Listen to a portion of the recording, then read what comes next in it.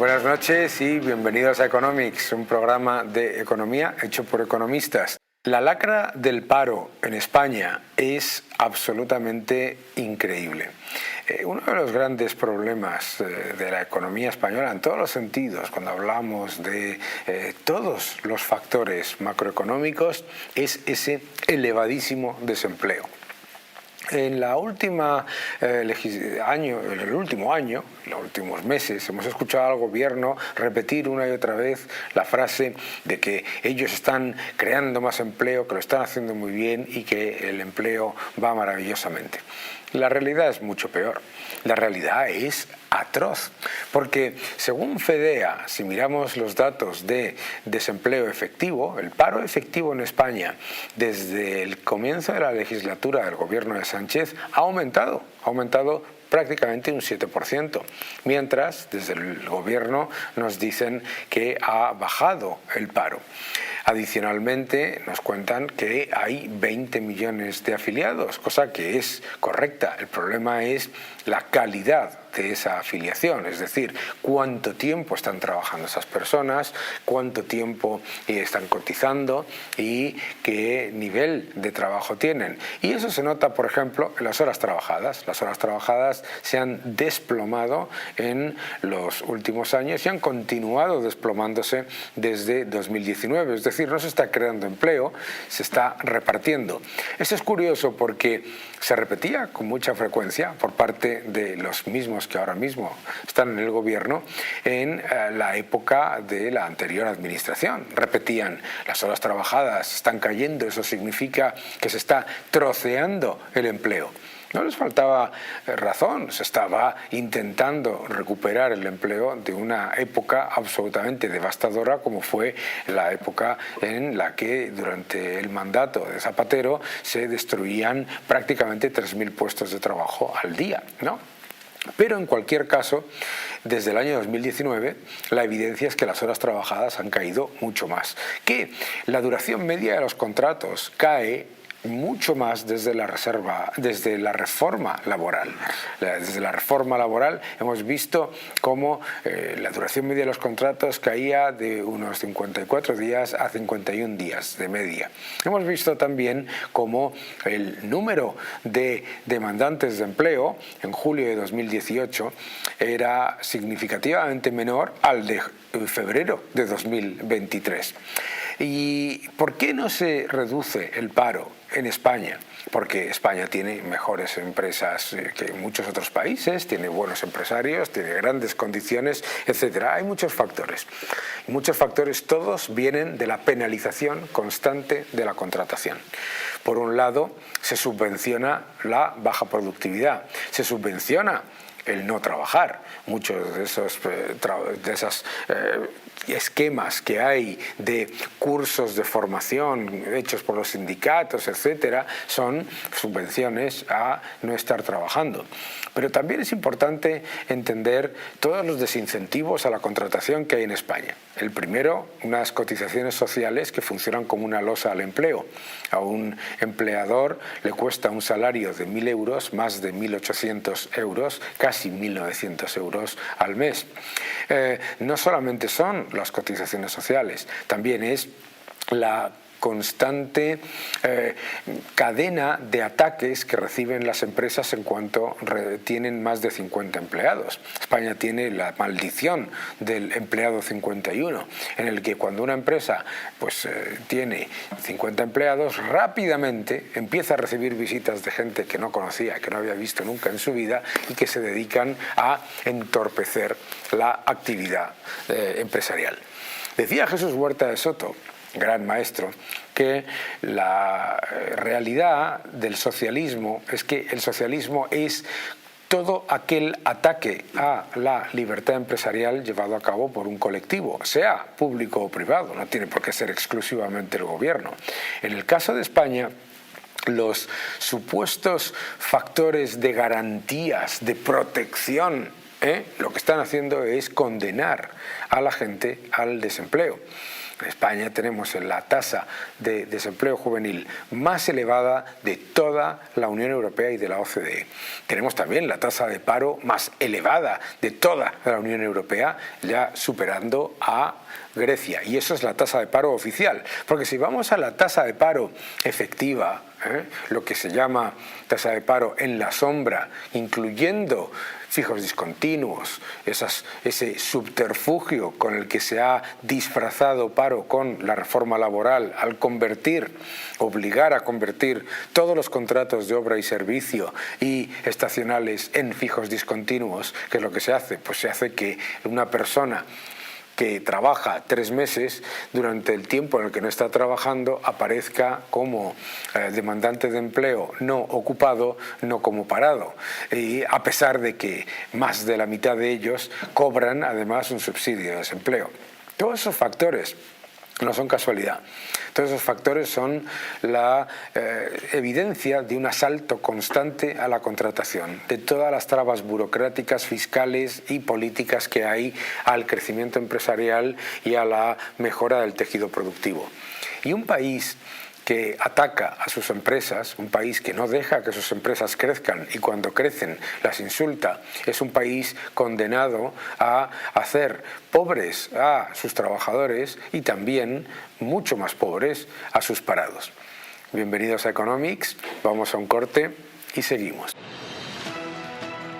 Hablamos en este programa de muchos problemas en general y todos se enmarcan también en la incapacidad de la economía de fortalecerse en los periodos de expansión. Veréis, el gobierno de España ha dilapidado el mayor estímulo fiscal y monetario de la historia para dejar más demandantes de empleo, para dejar menos crecimiento económico y sobre todo mucho más endeudamiento. ¿Por qué? Porque además de tener un elevadísimo endeudamiento oficial, que es la deuda desde el protocolo excesivo, tenemos lo que son los pasivos totales de las administraciones públicas, incluyendo la deuda que tienen las administraciones públicas de sí mismas, que es una forma de esconder deuda, en más de 1,9 billones de euros, 1,9 billones.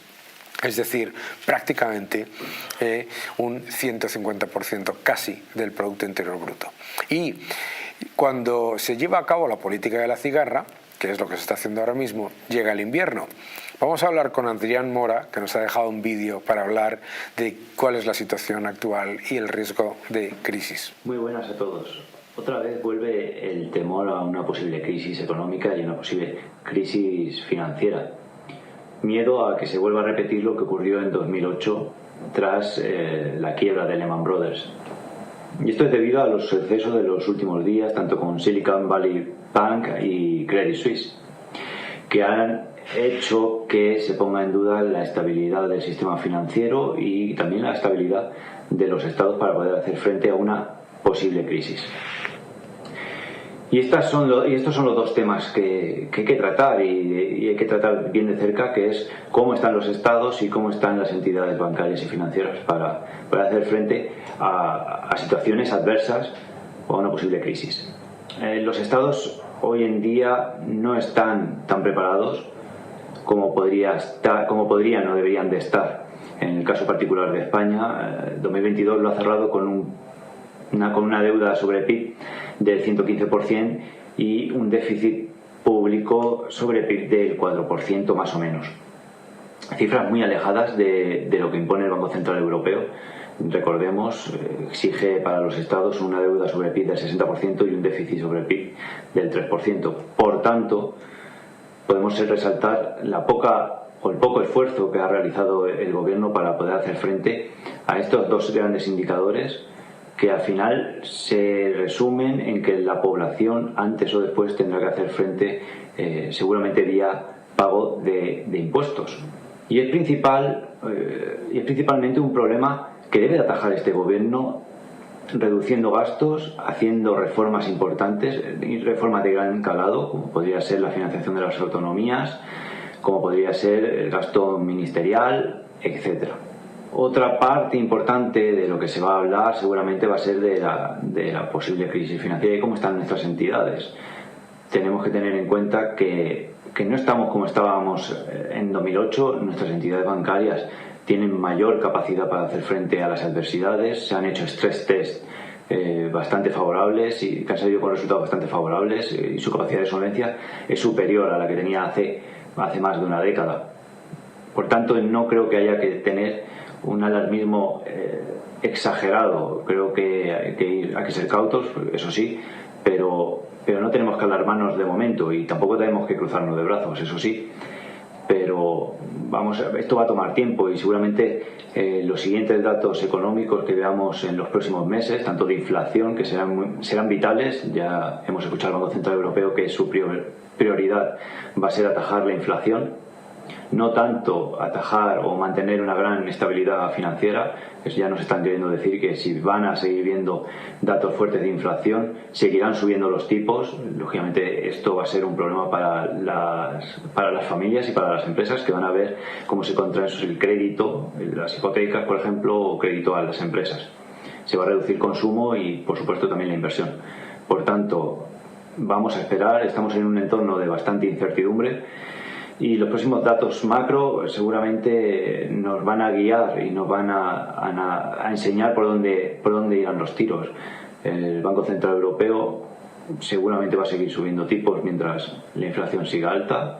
Por tanto, el trabajo que tienen que realizar tanto las entidades sigue estando ahí. Los estados tienen que reducir su deuda porque el coste de la deuda se ha incrementado con el aumento de los tipos de interés, y por tanto hay que hacer algo y hay que atajarlo, y hay que aprovechar sobre todo el incremento de los impuestos gracias al aumento de las bases imponibles como consecuencia del aumento de la inflación. Así que, en modo de resumen, estamos en un periodo de gran incertidumbre.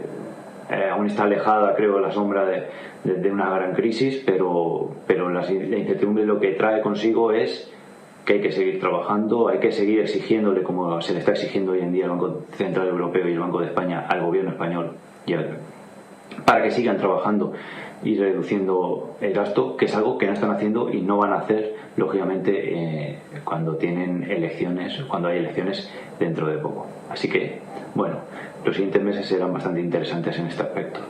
Muchas gracias.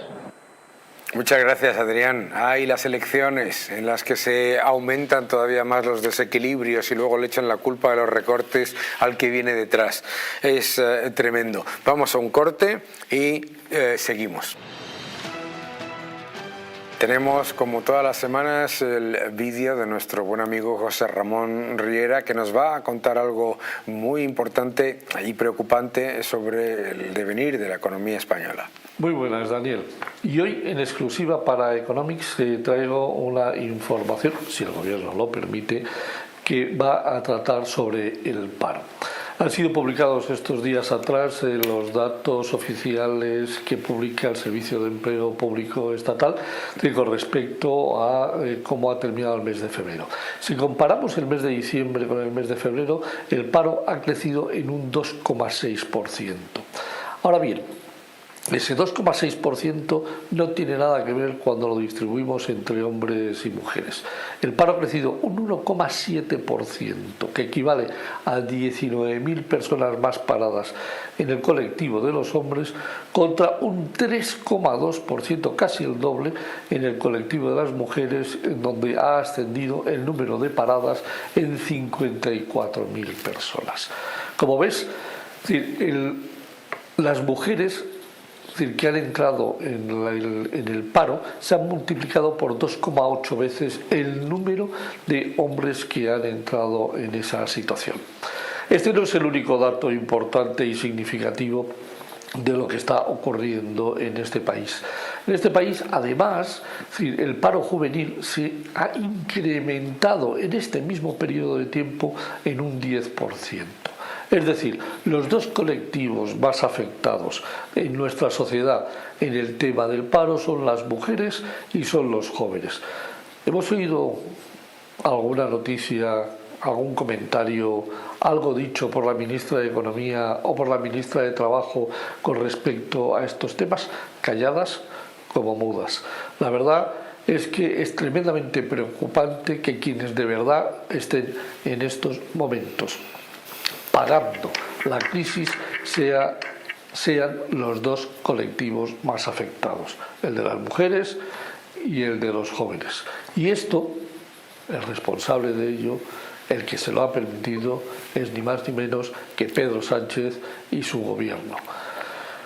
Creo que con esto nos podemos despedir con no una buena noticia, sino por desgracia no demasiado buena, pero esperemos que pronto en las próximas elecciones municipales y autonómicas esto cambie. Un saludo y hasta el próximo martes.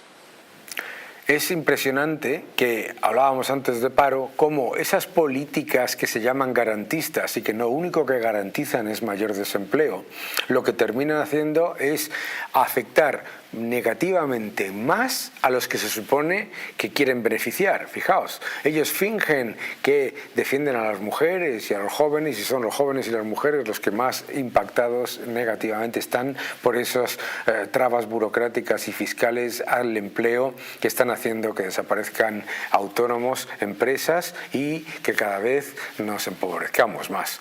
Vamos a un corte y hablamos. Cuando el gobierno dice que las expectativas de crecimiento de España son espectaculares, el gobierno de lo que está hablando es de la recuperación más pobre de todo nuestro entorno. En este gráfico que os voy a enseñar se muestra la mejora del Producto Interior Bruto de los países de nuestro entorno, la recuperación del PIB en la eurozona entre el cuarto trimestre del año 2022, es decir, el final del año pasado, y en el cuarto trimestre del 2019, es decir, lo que ha sido la senda de recuperación desde el COVID. Fijaos qué curioso, mirad la lista, porque los primeros que aparecen, fijaos, son los países más abiertos, con más dinamismo económico, con más facilidades para creación de empleo. Fijaos, Luxemburgo, Irlanda, Holanda, etcétera, todos en la parte alta. ¿Quién es el último? El último y el que no ha recuperado aún el nivel de crecimiento, el nivel de Producto Interior Bruto del año 2019 es España. España se queda por detrás en recuperación y encima, y esta es la clave, utilizando el mayor estímulo fiscal y monetario de la historia. Es que esto es la clave, porque los países que veis ahí arriba en la lista, en estos últimos años de recuperación han estado reduciendo la deuda, han estado reduciendo desequilibrios. El gobierno de España no solamente deja la peor recuperación de todos los países de nuestro entorno, la peor recuperación, el único país de los países comparables que no ha recuperado el Producto Interior Bruto del año 2019, sino que además lo ha hecho tirando con bala de rey, con el mayor estímulo fiscal y monetario de la historia, un aumento de deuda de casi 300.000 millones de euros. Francamente, desastroso. Este gráfico debería estar ahora mismo generando titulares todos los días. Desafortunadamente, la propaganda sigue utilizando el mensaje de que crecemos más que la media de la Unión Europea. Hombre, que estemos rebotando un poco más después del desastre, pues eso no significa absolutamente nada cuando todavía no hemos recuperado ni el Producto Interior Bruto, ni mucho menos la renta disponible de las familias, porque el poder adquisitivo de las familias en ese periodo también se ha caído masivamente. Vamos a publicidad y volvemos en muy poco. Hola a todos y bienvenidos a Economics de nuevo. Seguimos hablando de paro y seguimos hablando de la lacra de paro en España y tenemos el gusto de charlar sobre todo ello con Gustavo Martínez. ¿Cómo estás, Gustavo? Y con Daniel Rodríguez Asensio. Me gustaría enseñaros un gráfico y lo vamos a comentar con nuestros dos invitados porque a mí particularmente me hiela la sangre. Fijaos, estos son los países de la Unión Europea, y este gráfico, cortesía del Economista, muestra el aumento de empleo que viene del total de empleo y el empleo del sector público. ¿Quién está en la cabeza en creación de empleo de funcionarios? España. con mucha diferencia con respecto a Francia, pero vamos, ni comparación con el resto de los países. De hecho, en la media de la zona euro, la creación de empleo ha sido fundamentalmente privada porque se ha reducido cantidad de funcionarios, de personal del sector público. Lo mismo en la Unión Europea, los 27 países. Muy pocos países, de hecho, han aumentado el empleo público y casi ningún país ha aumentado el empleo público masivamente. El único, España. ¿Por qué? Porque el que está arriba del todo, Letonia, es tan pequeño que el número de funcionarios que ha aumentado, pues obviamente no entra como ese factor. Pero me da igual. Aquí, a la cabeza, de nuevo, en el país con la mayor tasa de paro de toda la Unión Europea, el mayor aumento de funcionarios. ¿Cómo veis esto? Yo creo que, Daniel, es más de lo mismo, ¿no? Quiero decir que la estrategia del gobierno es muy clara, ¿no?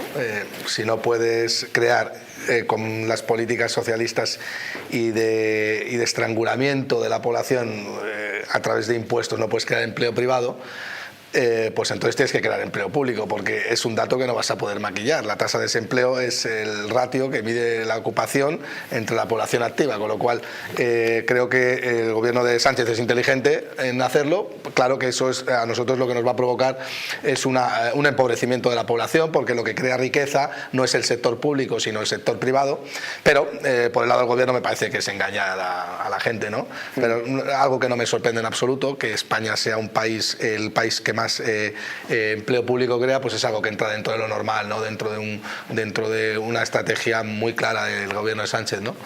Pero pensad un momento, Grecia entró en una espiral absolutamente destructiva cuando empezó a disfrazar paro vía empleo público, y en Grecia se metió en... Porque claro, la gente, y además probablemente dirá, oiga, pues yo creo que...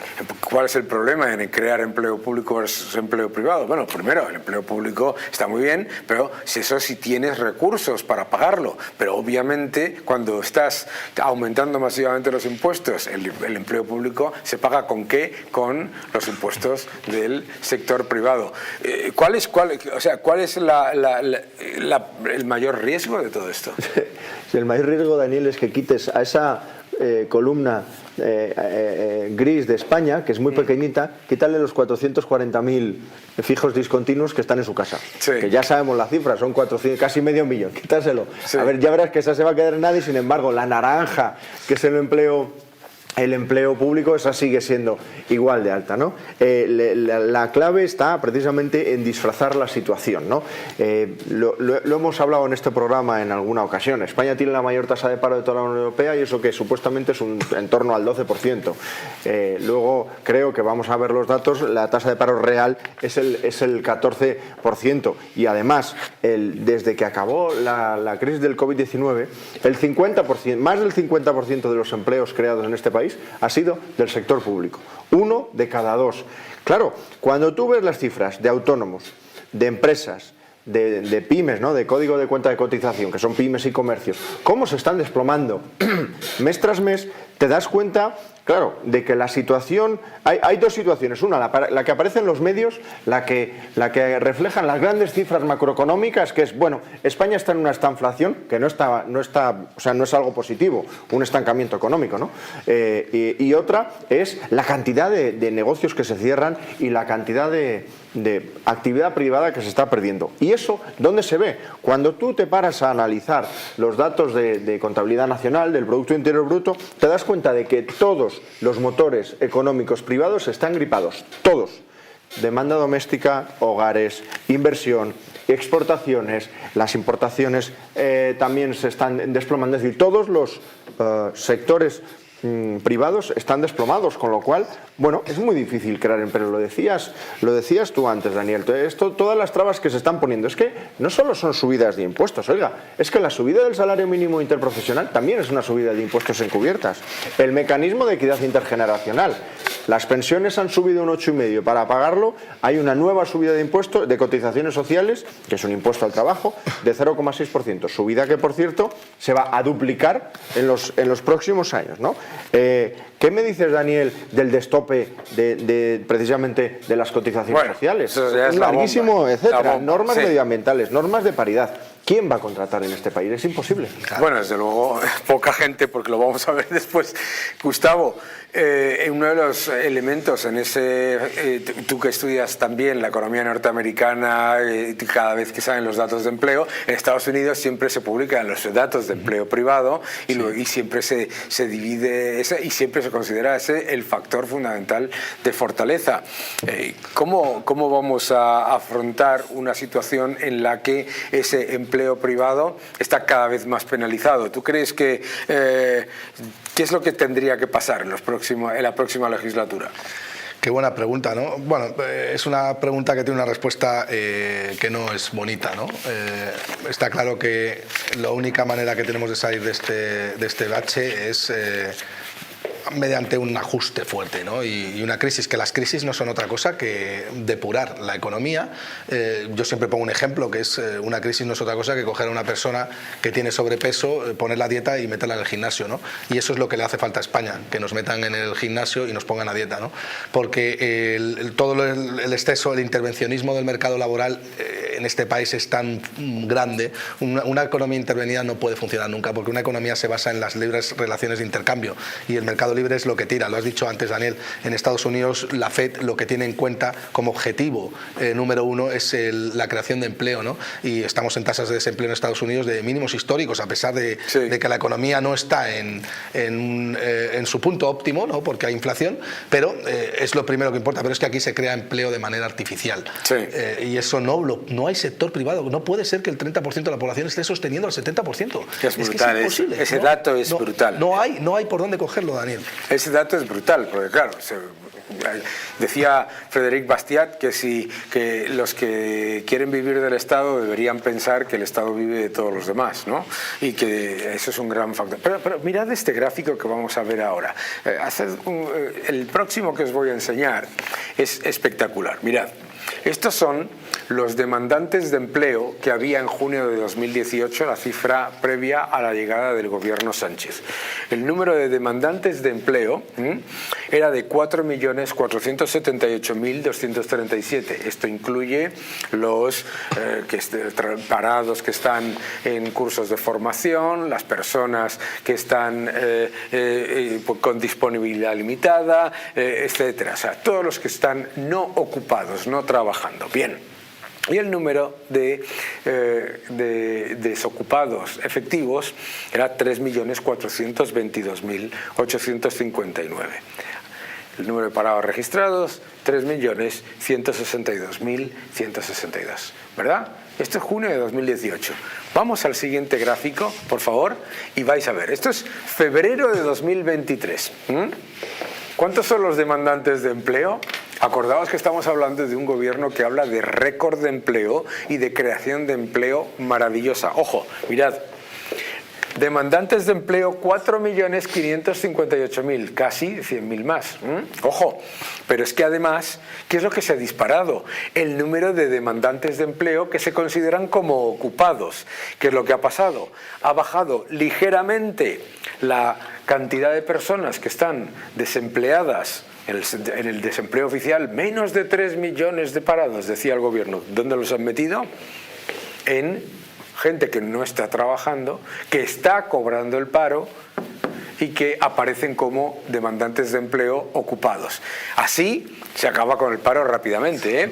Pones a los parados registrados, les cambias el nombre y les pones ocupados en proceso de buscar trabajo y se acabó el problema del paro. Eso es lo que ha hecho el gobierno. Lo que ha hecho el gobierno ha sido literalmente, es brutal, ¿no? Daniel, ¿cómo ves? Sí, lo hablábamos ahora mismo, los 400.000 parados que están bajo ese contrato de fijos discontinuos, ¿no?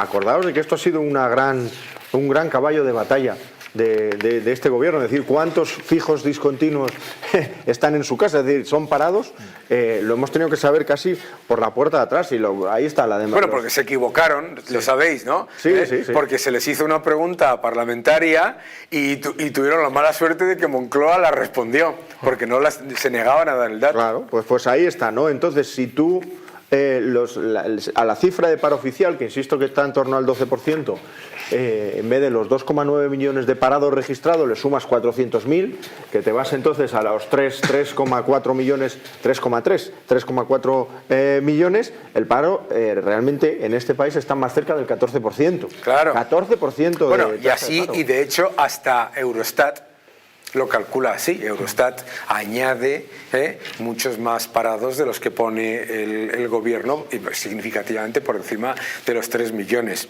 Uno de los factores ahí es, como lo quieras ver, incluso si quieres aceptar el argumentario gubernamental, es la precarización, porque claro, aunque lo quieras aceptar, aunque digas, no, oiga, menos de 3 millones, hombre, menos de 3 millones con 1 millón y pico que no están trabajando, pero que están esperando a que les llamen, es cuando mínimo preocupante. ¿Cómo lo ves tú, Gustavo? Bueno, yo creo que, Daniel, que llega un momento que la mentira tiene las patas muy cortas, ¿no? Y tan cortas las tiene que en una economía que se está generando empleo y riqueza, es una economía que abre empresas, es una economía que crea pymes, porque al final son los verdaderos motores, los verdaderos héroes de la sociedad son los empresarios, que son los que en última instancia arriesgan y crean empleo, ¿no? Pero es que en este país no se crea en absoluto, no se crean nuevas empresas, es que es todo lo contrario, se destruyen nuevas empresas porque no hay, y hay un exceso de oferta laboral que no puede entrar o que no se puede incorporar al mercado laboral porque no hay una especialización, no hay gente que está preparada, precisamente porque no hay una demanda de inversión en mercado laboral. Y es que al final el gobierno hace todo lo que puede para disfrazar unas cifras que al final acaban reluciendo en que vemos que es una economía que no crece, ¿no? A mí lo que una de las cosas... sí, perdón. Perdona, lo que más me preocupa, Daniel, lo has dicho tú antes, es el proceso de maquillaje. Es decir, que no podemos, en este minuto, con las cifras de deuda, que ya sabéis que la deuda pública que conocemos, ese famoso 116%, 115, 120, me da igual, de deuda pública que ya está bien, no estamos contabilizando todos los pasivos. Con las cifras de empleo, que no estamos sacando al exterior la realidad del mercado laboral. El gobierno tiene, por ejemplo, facturas en el cajón que conozcamos, que son superior a los 1.200 millones de euros, solo por cuestiones de arbitraje internacional por las renovables, que no quiere pagar, sencillamente no quiere pagar. Esas son facturas que se los deja el siguiente gobierno. A mí lo que me preocupa es cuál es el estado real de la economía española, y si mañana necesitamos una intervención o hay que hacer un ejercicio de transparencia real, cuando abramos la tapa del baúl, me preocupa realmente convertirnos en Grecia. Porque acordáis que uno de los graves problemas que tuvo Grecia fue que nadie sabía cuál era el estado real de su economía. Me preocupa que estemos trasladando una imagen al exterior que no coincida con la realidad de lo que está ocurriendo en España. Y una cosa, Gustavo, en este entorno de desempleo, sí, es alucinante la cantidad de empresarios y de empresas con las que habla uno que dice, vamos a ver, Daniel, es que hay 4,5 millones de personas que están desocupadas, 3 millones y pico de desempleados efectivos, etcétera, y sin embargo muchas empresas están encontrando con dificultades para cubrir algunos puestos de trabajo. Y tú, que además estás involucrado en la docencia y todo esto, aquí además hay un problema enorme de desincentivos a trabajar, ¿no? Pues sí, creo que lo has dicho tú, lo has resumido perfectamente. Hay un problema enorme de desincentivos a trabajar. Es una sociedad que está completamente zombificada. Por un lado tienes un sistema laboral muy intervenido, que no favorece la incorporación al mercado laboral, es todo lo contrario, está expulsando a la gente para que trabaje, y luego además tienes un sistema que cada 2x3 te lo están moviendo, ¿no? Te lo están dopando. ¿Cómo puede ser que tú te pongas a subir el salario mínimo interprofesional teniendo en cuenta que no tenemos un mercado productivo y especializado? Si tú subes el salario mínimo interprofesional sobre una oferta laboral que es muy precaria, lo único que vas a hacer es aumentar más esa precariedad y condenar a mucha más gente al desempleo. Al final, Daniel, el problema que tenemos en este país se le llama intervencionismo en el mercado laboral, que es un mercado completamente intervenido, que no da pie a que los procesos productivos se vuelvan a rearmar, ¿no? Sí. Y eso es el problema que tenemos. Una cosa, ¿cómo le explicáis? Aquí yo me pongo en el lado contrario. ¿Cómo le explicas tú a la gente que subir el salario mínimo interprofesional es malo para ellos? Por un lado, tú has dicho antes que hay una subida de impuestos encubierta, pero ¿cómo se lo explicas? Bueno, pues fácil no es. Sí, no, es malo para el que quiere trabajar por menos. O sea, ¿cómo le explicas a la gente? Bueno, pues yo se lo diría diciendo, vamos a ver, hay una persona que quiere venderte un ordenador por 100 euros, ¿vale? Pero te está diciendo que no lo puedes comprar si no es con 120 y tú solo tienes 100 euros, pues te quedas sin ordenador y la persona no te puede vender el ordenador. Pues eso es lo mismo. Claro. Si no pagas 120, que es lo que te dice el gobierno, pues no puedes acceder al mercado laboral. Voy a hacer de abogado del diablo, Gustavo. Fenomenal. Y entonces te dice, si usted es un empresario que no puede pagar un salario digno, es mejor que no sea empresario. Sí. ¿Qué le dirías? Bueno, yo le diría que lo primero, que el Estado no es empresario, eso para empezar, y lo segundo, que el empresario es una persona que arriesga su dinero y necesita contratar a gente para poder poner en marcha sus proyectos, ¿no? Claro. Entonces, si es el Estado el que le está poniendo esa traba, pues entonces no creamos empresarios, lo que creamos es una sociedad completamente improductiva. Claro, ¿no? y además le dices, pues oiga, si a usted le parece que el empresario es malo porque no puede pagar ese salario, ¿por qué ese salario le cuesta al empleador casi el doble que el neto que cobra la persona? A mí me pasó en un programa de televisión que me pusieron al lado a una señora que explíquele usted a esta señora cómo se puede vivir en España con 900 euros. Y le dije, ¿brutos o netos? Y no sabía de cómo estaba hablando. Claro, porque la gente no ve su factura, ¿no? Cuéntame tú. Esa es la clave. Si quieres subir el salario mínimo interprofesional, quita todos los impuestos que tiene. Ya está. España es uno de los países que más impuestos al trabajo tiene. Quítales todos. Y el salario mínimo interprofesional libre de impuestos. Es la manera de que no destruya empleo. ¿Cómo le cuentas tú a alguien que es malo que le suban el salario mínimo interprofesional? Muy fácil. Usted trabaja en una cafetería. Para pagar su salario, su jefe tiene que vender 100 cafés. Si a usted le suben su salario, hay dos opciones: o el jefe sube el café, inflación, o usted se queda en la calle. ¿Qué prefiere? ¿Trabajar o pagar más por lo mismo? Claro. Esa es la manera de explicárselo a la gente. Eso. Y otra cosa muy importante, lo ha dicho Gustavo, el gran problema del mercado laboral español es que es muy rígido, muy poco flexible. Pero espérate, que voy a hacer aquí. ¿Cómo que es muy rígido? ¿Cómo que es muy rígido? Si aquí lo que ha habido es una liberalización agresiva y todo es culpa de Aznar, que liberalizó el mercado de trabajo, y aquí es facilísimo despedir, es un chollo y los... ¿Cómo es eso? Es muy rígido. Tenemos uno de los costes de despido más altos de toda la eurozona. Tenemos un sistema de contratos que no permite prácticamente nada de flexibilidad, y sobre todo la negociación no es bilateral, está muy lejos de la empresa, está muy lejos de las necesidades de la empresa. Yo siempre pongo el mismo ejemplo. Yo cuando era joven me gustaba el rock and roll. Y tenía una banda de música. ¿Cómo que cuando era joven? Y ahora también. Joven. Me gustaba el rock and roll y tenía una banda de música. ¿A qué dedicaba mi tiempo libre? A montar escenarios a 4 duros, a 6 euros la hora. ¿Para qué? Para comprarme una batería y pagar el local con el que tocaba con mi banda, etcétera, etcétera, etcétera. Bien, eso ahora mismo es mucho más difícil hacerlo, porque es mucho más difícil contratar a una persona que está dispuesta a trabajar por ese salario, claro, por toda esa inflexibilidad. ¿Cuál es la clave? Si la clave no es la precariedad o la falta de precariedad, la clave es que exista un verdadero ascensor social y que, oiga, quien quiere trabajar en puestos poco cualificados, por la razón que sea, porque no quiere comprometerse, porque no aporta pueda, pero ojo, quien quiera ganar más dinero, quien quiera mejorar su nivel de vida, pueda mejorar. Esa es la clave. Si tú dejas fuera al 30% de la gente, como está ocurriendo ahora con la tasa de paro juvenil, ninguno de esos va a poder mejorar. Esa es la clave. Claro, y además yo creo que hay un elemento adicional, que la subida del salario mínimo la subida del salario mínimo interprofesional es la bajada del salario máximo interprofesional y del medio, porque nos está subiendo a todos los impuestos. Tiene un impuesto escondido, como comentabais antes, tiene un impuesto escondido que hace que suban todas las bases mínimas de cotización y los demás pagamos mucho más.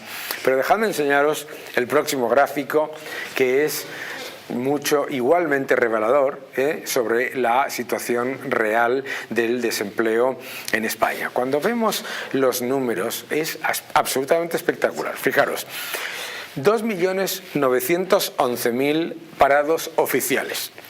Otros no ocupados, 205.000, que se dice pronto. Con disposición limitada, 307.000. Más 14.264 trabajadores que están en ERTE, etcétera, etcétera, etcétera. Oye, pero es que nos encontramos al final lo que estábamos hablando antes, que además lo que ha habido es un aumento brutal de los desocupados, de los desocupados que no aparecen como parados en los sitios donde hay mayor nivel de actividad de servicios. ¿Eso qué significa? Obviamente que están trabajando mucho menos tiempo por la temporada de verano, etcétera, etcétera.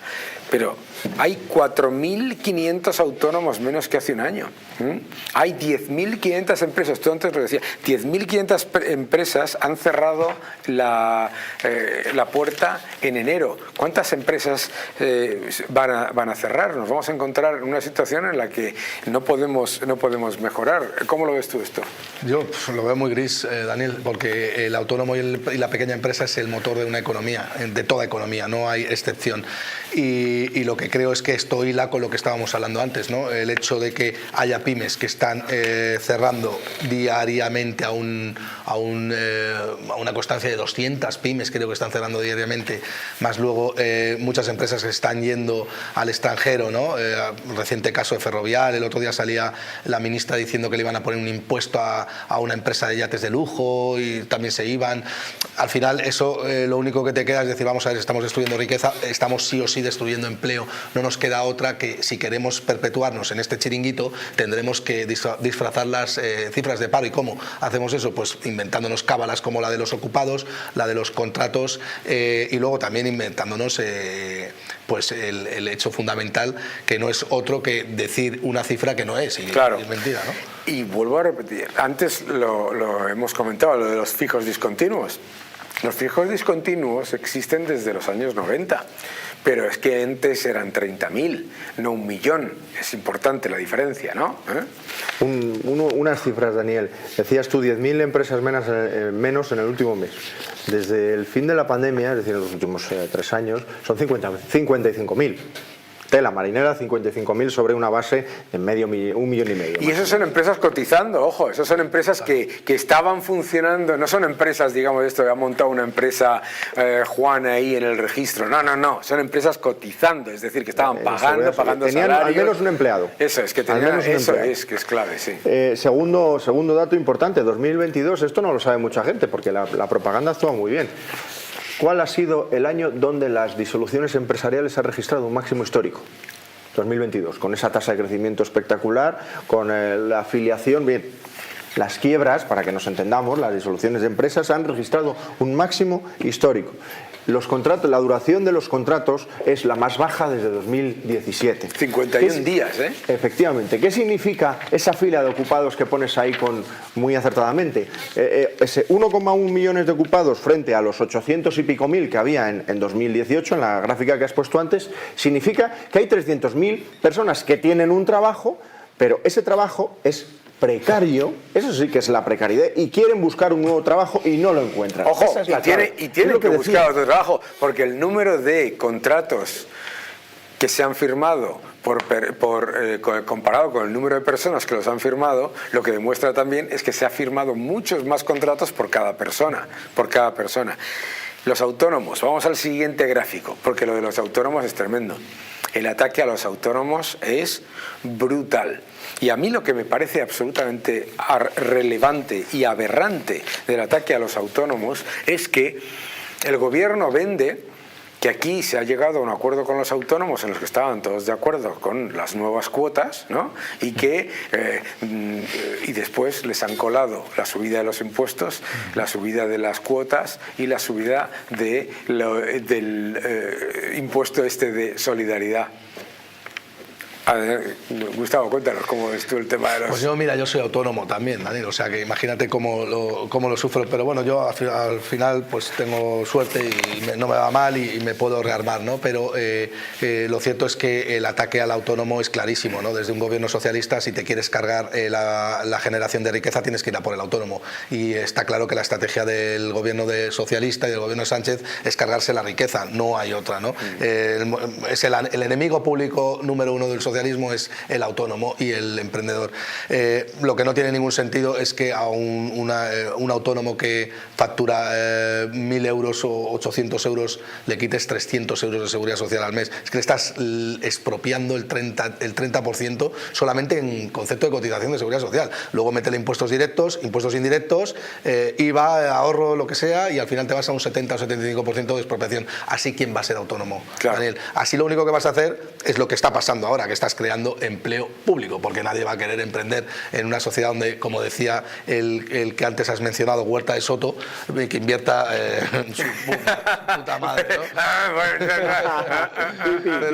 pero es eso, ¿no? Es una pena porque estás viendo cómo tu país se está convirtiendo en Cuba. Y tú como autónomo, sí, además habrás sufrido la subida no solamente de las cuotas y de los impuestos, sino toda la cantidad de impuestos indirectos que han subido, claro, con ello. Pero hay otra que nos está poniendo encima, que es la batería de ataques a todo lo que te puedas deducir. Sí, bueno, y eso, la batería de ataques a todo lo que te puedes deducir, que cada vez es menos lo que te puedes deducir, y además es cosas que no tienen explicación, pero la batería de ataques al autónomo. Es que al empresario en este país se le ha estigmatizado. Es poco menos que, pues no sé, que yo lo compararía como Chucky, el muñeco diabólico, ¿no? O sea, la persona está generando empleo y yo no sé, de verdad, o sea, tenemos que cambiar un poco la mentalidad ya, ¿no? Es increíble porque además en eso del ataque a los autónomos, yo escuché una vez a uno de estos de un partido de izquierdas hablar de autoexplotadores, de autoexplotadores. Sí. ¿Cómo ves tú esa caída del número de autónomos? El autónomo es autoexplotador y la gente esta que habla de autónomos así son explotadores del de al lado, ¿no? Ya sabes, el socialista que siempre le va bien hasta que se acaba el dinero del resto. A mí lo que más me preocupa es el tinte autoritario. Lo has contado muy bien en el proceso de negociación, ¿no? Pues ellos se sientan con los representantes de los autónomos y dicen, oiga, o llega usted a un acuerdo conmigo o le expongo en la plaza pública hasta que lo quemen, fundamentalmente, ¿no? Entonces tú cuando luego hablabas con Lorenzo Amor decía, bueno, pues este es el acuerdo menos malo. Claro. Pero es que además cuando ves la letra pequeña, dice las nuevas cuotas de los autónomos. Ya sabes que ahora el autónomo paga en función de lo que factura y hay una serie de intervalos, pero tienen truco, porque si tú te pones en un intervalo, digamos, imagínate que tú facturas entre 1.000 y 1.500 y dices, bueno, venga, me voy a poner en el intervalo de 1.600 porque creo que este año me va a ir un poquito mejor, entonces te pones en la parte baja del intervalo. Cotizas por el intervalo mayor, es decir, cotizas más. Si luego vas al intervalo de abajo, no te lo devuelven, porque claro, los intervalos se sobreponen. No hay un proceso de devolución, eso se lo queda el Estado, que eso mucha gente no lo sabe. ¿Y cuál es no solo es el problema de los impuestos, qué grave problema tenemos en este país con la contratación?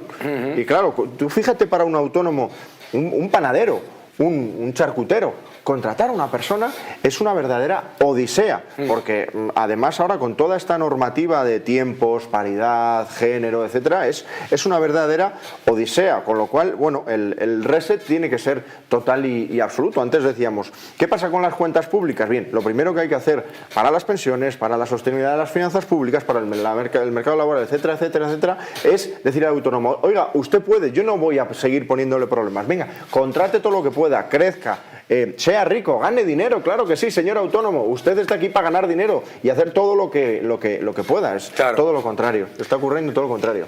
A mí, Daniel, me gustaría dar un dato, porque a mí siempre me gusta trasladar estas cosas al mundo financiero, ¿no? Y a la inversión. Y es que pensad una cosa, o sea, 300 euros que te están... bueno, se supone que el Estado se arraiga el derecho de ahorrar por ti, porque tú estás generando derechos de cobro cuando estás pagando cotizaciones sociales, ¿no? Pero es que estás pagando esos 300 euros, si tú los invirtieras en un ETF del Standard & Poor's 500, sería más o menos 4.000 euros al año, estarías capitalizando esa renta a un 7% anual compuesto, con lo que te jubilarías prácticamente millonario, con 1 millón y pico de euros, que yo he hecho el cálculo personalmente. Sin embargo, te vas a ese Estado que se arraiga el monopolio de decidir por ti, te está quitando eso para que no vayas a tener pensiones el día de mañana. Ese dato es fundamental. Y además encima, ese supuesto ahorro que estás poniendo en el Estado desaparece, porque eso no está invertido en ningún lado. La diferencia entre... Y antes... Mira, me gusta que digas eso, porque vamos a terminar ya, nos quedan exactamente 2 minutos, y así que vas a tener que ser súper rápido. Sí. Una de las cosas que se dicen es, claro, eso no es cierto, porque las pensiones en España crecen constantemente y los planes de pensiones no dan rentabilidad. ¿Cómo lo respondes? Bueno, que los planes de pensiones sí dan rentabilidad, pero no un plan de pensiones típico y hecho por un banco, sino el plan de pensiones que tú te haces personalmente y privado, ¿no? Claro, invirtiendo. Es que tiene el truco de verlo de esa manera, y sobre todo de verlo comparado con algo que se está pagando con una enorme deuda, que significa menos crecimiento, menos empleo y mucha peor productividad en el futuro. Muchas gracias a todos, gracias a vosotros por venir, por supuesto, y ustedes ya saben, sigan defendiendo la libertad. Nos vemos pronto.